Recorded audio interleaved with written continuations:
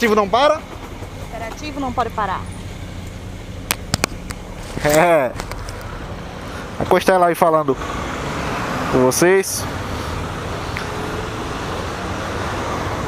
Vamos embora. Mais tarde a gente encontra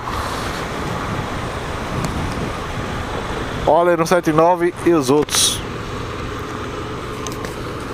Uma sinusite braba, velho. Vou ajeitar aqui o microfone.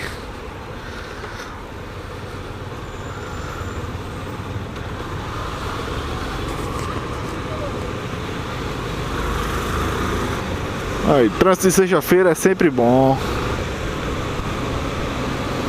Eu acho que a galera deixa o carro em casa pra poder sair pra Biritá, né?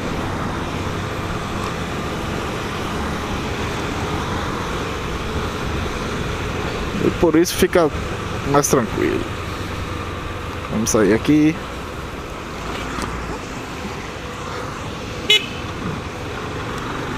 Eu digo que esses motoristas de Recife são ruins de roda.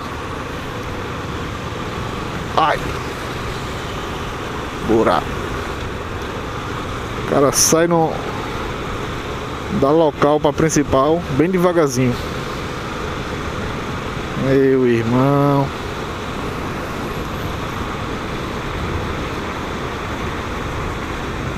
Eu tenho que parar na farmácia pra comprar remédio. A sinusite tá atacando.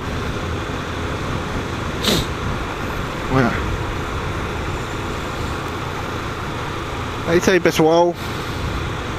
Videozinho rápido só pra marcar presença, né? Fiquem com Deus, fiquem na bênção. Um abraço. Fui!